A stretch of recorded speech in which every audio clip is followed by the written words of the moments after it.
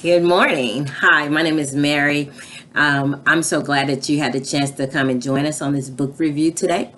And today's book review that we're going to do today is by Curtis Jackson, Hustle Harder, Hustle Smarter. Curtis Jackson, you may know him as 50 Cent, executive producer, music mogul, a philanthropist, and other different things that you may know him by. So I would like to say, first of all, this is a good read. I also encourage you to read The 50th Law, that is written by Curtis Jackson, also with Robert Greene. It's called The 50th Law. That's a good read too.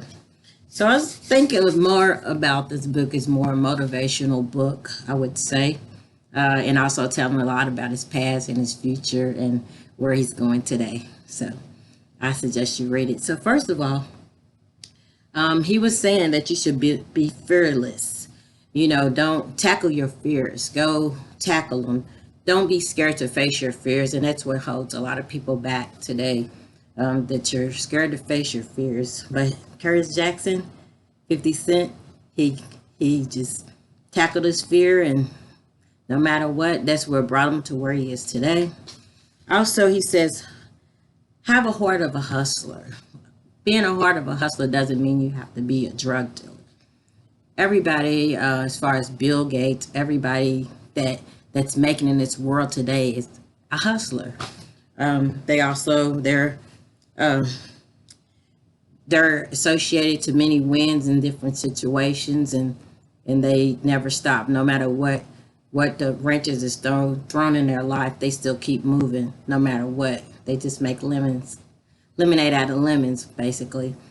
And he was talking about you want to build a strong crew. So the people that you have in your area with you or that you hang around, you want to make sure they're strong. You want even the weakest link, you want to be a strong link.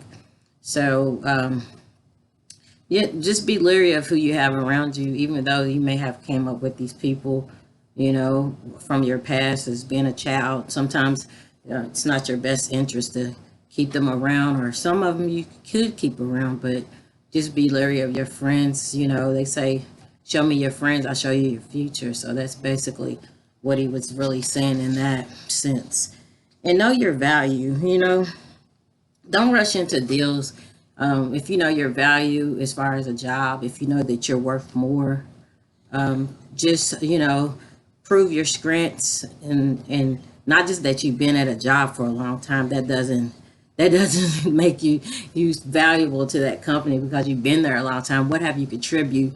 Have you helped them, to raise value in the company? So, and know your value, don't settle for less. So you got to evolve and die. And I think I like what he was saying about that. It was, what was it about? Oh yeah, it was a guy.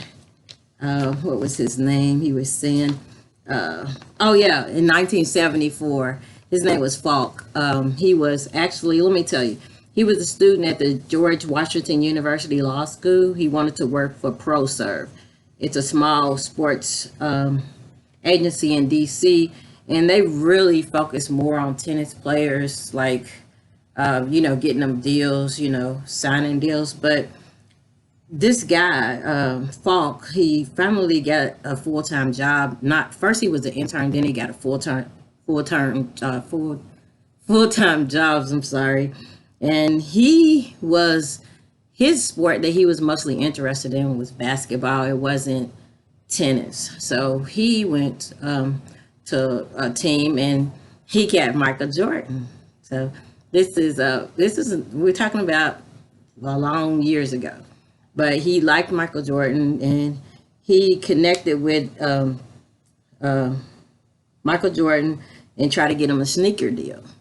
So Nike, this is long ago, like I said. So Nike was kind of skeptical of pushing Michael Jordan because he was African American, and at the time it was really just deals for tennis players and things like that. But he actually got that deal approved. Nike did.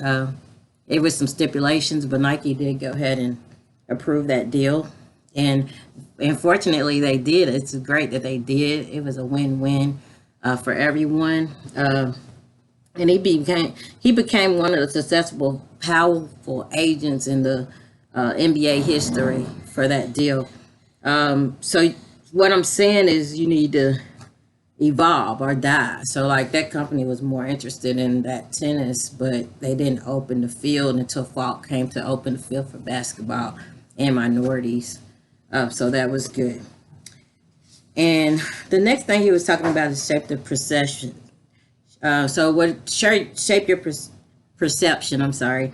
So you have to shape the way that you want the people to see you, no matter what you do in your pictures, what you talk about. You just want people to perceive you the way you want to be perceived. So you have to give out that image. Okay. And so I like that he talked about, and don't be afraid to compete. So like he was talking about him and Kanye West did a competition way back when, but not really like a competition.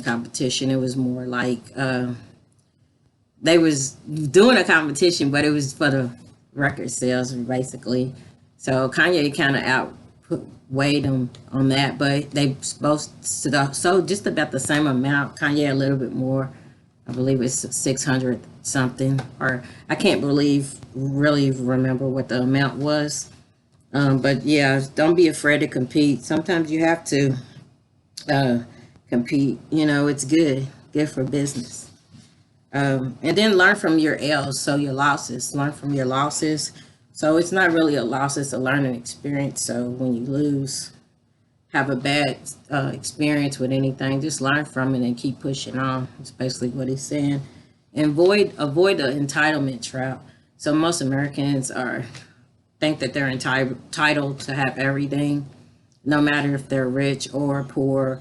If we look at America as opposed to Africa, as 50 was saying in his book, Curtis Jackson, as he was saying in his book, that Americans, we've been fortunate here, but when he took a trip to Africa, he's seen things that he never engaged in and never seen before in his life, and it made him be a philanthropist to help them to feed, Africa, and to be a philanthropist to help them, because he thought that, well, him and he was saying some of his friends thought they were in a struggle, but really America's not a big struggle. In fact, people that come from foreign countries that know the struggle come and they really make a lot of money here, and they focus hard on their businesses and money to send back home to help their families. Excuse me. So that I like what he said on that. And then I like when he said he had to drop weight for the movie role he did.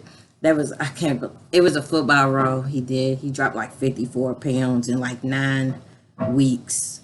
He was so determined to do this. It was a real story, actually. I forget the name of it, but just look up 50 Cent, Curtis Jackson, and you can look at the movies he's been in. But it was about a football a player that was real famous, and then he lost weight and got sick, and you see how people treat him different and everything. It's a really good movie. And then he was saying that song, "Have a Baby by Me, Baby, Be a Millionaire," you know what I'm saying? But he's like, okay, I really don't mean I want to just throw my money anywhere. You as a hustler, you have to be strategic when it comes to your money. He's like that. He said he doesn't put his money anywhere he doesn't think it would make sense or would grow him back money. He's really out. He really studies everything before he makes any decision when it comes to his money. So he was talking about power, how the theme of power was based on betrayal. There was betrayal that he based it on because he experienced that a lot in his life.